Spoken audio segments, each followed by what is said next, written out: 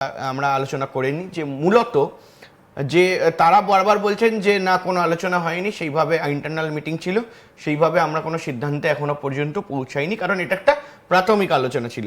অবশ্যই তাই, প্রাথমিক আলোচনা তো ছিলই, প্রাথমিক আলোচনার পাশাপাশি এই মুহূর্তে দাঁড়িয়ে বেশ কিছু সাজেশন রয়েছে এবং সেই সাজেশনগুলো ইতিমধ্যেই কিন্তু ইলেকশন কমিশনের তরফ থেকে দেওয়া হয়েছে এবং সিইও দপ্তর থেকে দেওয়া হয়েছে।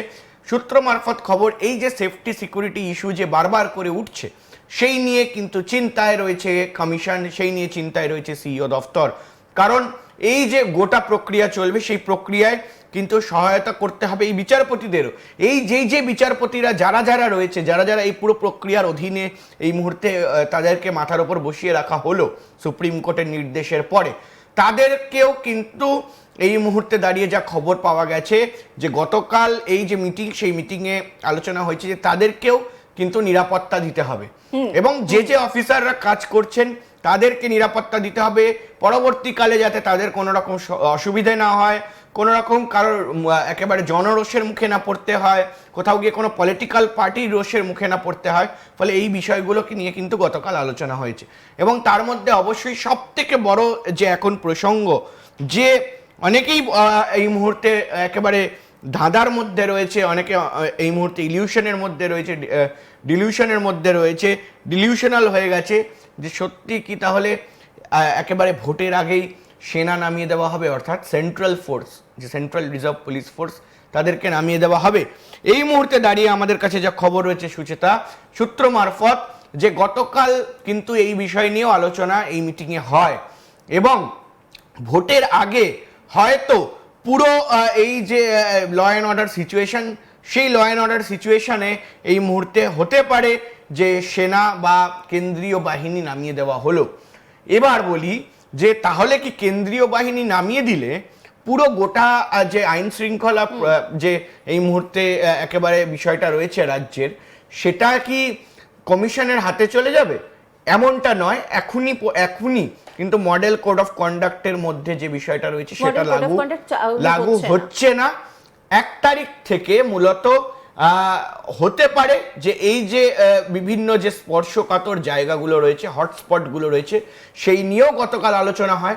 অবশ্যই তার মধ্যে রয়েছে বর্ডার এলাকাগুলো, অর্থাৎ উত্তর 24 পরগনা, দক্ষিণ 24 পরগনার একেবারে বিস্তৃত এলাকা রয়েছে, মুর্শিদাবাদ রয়েছে, মালদা রয়েছে, অবশ্যই উত্তরবঙ্গের বেশ কিছু জায়গা রয়েছে, একেবারে চিকেনস নেক থেকে শুরু করে কিন্তু এটা বলাই যায় যে কুচবিহার এবং জলপাইগুড়ি, এই যে জায়গাগুলো, সেই জায়গাগুলো কিন্তু রয়েছে একেবারে 24 পরগনা যেমন রয়েছে, তেমন দিনাজপুর, উত্তর দিনাজপুর, দক্ষিণ দিনাজপুর, এইসব স্পর্শকাতর জায়গাগুলোকে কিন্তু আলাদা করে ব্যবস্থা করা, সিকিউরিটি সেফটি ইস্যুকে আরও বেশি বাড়ানো, এইগুলো কিন্তু পুলিশের ডিজিপির কাছে কালকে অনুরোধ করা হয়েছে বা যেমনটা বললে যে এখনো পর্যন্ত চূড়ান্ত সিদ্ধান্ত নেওয়া হয়নি, কিন্তু আজকে যদি আমরা তারিখ দেখি 24 তারিখ, আর মাত্র হাতে 4 দিন বাকি রয়েছে, তার মধ্যে গোটা সিদ্ধান্ত কি নেওয়া একেবারে শেষ করা পসিবল হবে? কারণ একদিকে এসআইআর এর কাজ চলছে, যেখানে দাঁড়িয়ে রাজ্য সহযোগিতা করছে না, বারবার এই অভিযোগ এসছে এবং আজকে যে সুপ্রিম কোর্টের নির্দেশ, সেখানে আমরা দেখলাম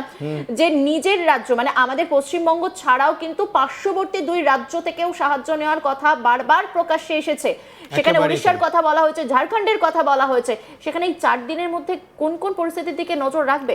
দেখো, মূলত আমি বলে রাখি যে ভাষাগত একটা অন্তরাল কিন্তু থেকে যাবে অন্যান্য রাজ্য থেকে, সেটা ঝাড়খণ্ড হোক, সেটা কোথাও গিয়ে উড়িষ্যা হতে পারে, ভাষাগত একটা অন্তরাল থাকবে। অর্থাৎ সুপ্রিম কোর্ট এমনটা কিন্তু চাইছেও না যে ভাষাগত অন্তরাল থাকুক, কারণ এর আগে তুমি দেখেছো যে সুপ্রিম কোর্ট স্পষ্টত বলেছে এই যে মাইক্রো অবজারভার, এই মাইক্রো অবজারভার যাদের বসানো হয়েছিল, এই মাইক্রো অবজারভারদেরকে না সরিয়ে কিন্তু পশ্চিমবঙ্গ সরকারকে এটা নির্দেশ দেওয়া হয় যে পশ্চিমবঙ্গ সরকার যাতে কোনোভাবে তারা নিজেদের অফিসারদেরকেও কিন্তু বসাতে পারে এবং এই যে মাইক্রো অবজারভার রয়েছে, এই যে পশ্চিমবঙ্গ সরকারের কর্মীরা রয়েছেন বা অফিসাররা রয়েছেন, তারা একসঙ্গে কাজ করবে, এই বিষয়টা কিন্তু সুপ্রিম কোর্টের তরফ থেকে নিশ্চিত করা হয়েছিল।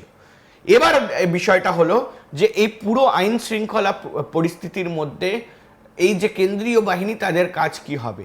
হয়তো কিন্তু এই মুহূর্তে যা জানা যাচ্ছে যে কেন্দ্রীয় বাহিনী তারা কিন্তু স্পষ্টত একেবারে বলা যায় যে শুধুমাত্র ভোট গ্রহণ যে কেন্দ্র বা যেখানে যেখানে এসআইআর প্রক্রিয়া হচ্ছে সেখানে সেখানে তারা থাকবেন শুধু নয়, তারা বিভিন্ন জায়গায় ছড়িয়ে ছিটিয়ে তাদেরকে রাখা হবে। একেবারে বলা যায় যে স্পষ্টত কাদের জন্য না, যেই অফিসাররা কাজ করছেন, যেই বিচারপতিরা কাজ করছেন গোটা এসআইআর প্রক্রিয়ায় যাতে সুনিশ্চিতভাবে হয়, সে কারণে কিন্তু এই কেন্দ্রীয় বাহিনীকে প্রস্তুত থাকার কথা বলা হয়েছে, এমনটাই কিন্তু সূত্র মারফত আমরা খবর পাচ্ছি। এসআইআর যখন চলছিল আমরা বিভিন্ন জায়গা থেকে শুনেছি যে সাধারণ মানুষ এসআইআর এর জন্য মারা গেছেন, সেই অভিযোগ শাসক দলের তরফ থেকে করা হয়েছে। অন্যদিকে আমরা দেখতে পাচ্ছি কমিশনের তরফ থেকে যে অভিযোগ করা হচ্ছে যে এসআইআর এর সময় হুমকি দেওয়া হচ্ছে অফিসারদেরকে, তাদেরকে ভয় দেখানো হচ্ছে, বিভিন্ন বিষয় কিন্তু আমরা দেখতে পাচ্ছি। সেখানে দাঁড়িয়ে রাজ্য এবং কমিশনের যে সংঘাত তা কিন্তু একেবারে প্রকাশ্যে। এবং সুপ্রিম কোর্টের যে নির্দেশগুলো আমরা দেখেছি, আজকে যে নির্দেশগুলো দেওয়া হয়েছে সেখানে বলা হয়েছে যে যত দ্রুত সম্ভব কাজ করতে হবে এবং রাজ্যের ওপর কোথাও গিয়ে একটা ভরসা না থাকার জন্য পার্শ্ববর্তী জায়গা থেকেও যে রাজ্য থেকেও সাহায্যের কথা বলা হয়েছে। সেখানে দাঁড়িয়ে যে বলা হচ্ছে সেন্ট্রাল ফোর্সকে আনা হবে, সেন্ট্রাল ফোর্সকে কি কি কাজের জন্য মূলত এই সময় আনা হচ্ছে? দেখো, এই মুহূর্তে দাঁড়িয়ে সেন্ট্রাল ফোর্সকে কাজ বলতে একটাই, যে নিরাপত্তা দেওয়া। এবং সে জায়গায় দাঁড়িয়ে এই যে এই নিরাপত্তার মধ্যে কি কি পড়ছে? কারণ এখনো ভোটার কেন্দ্র ঠিক হয়নি, কারা ভোটে দাঁড়াচ্ছেন সেগুলো ঠিক হয়নি, কোনো দলেরই এখনো পর্যন্ত চূড়ান্ত হয়নি। দেখো, ভোট গ্রহণ কেন্দ্র সেগুলো তো চূড়ান্ত আগে থেকেই থাকে, আগে থেকেই জানা থাকে। এবং এই মুহূর্তে দাঁড়িয়ে যারা একেবারে বুথ লেভেলে কাজ করছেন, যারা এসডিও রয়েছেন, বিডিও রয়েছেন, যারা এই মুহূর্তে ডিএম রয়েছেন, অ্যাডিশনাল ডিএম রয়েছেন, এদেরকে সুনিশ্চিত করতে হবে সুরক্ষা।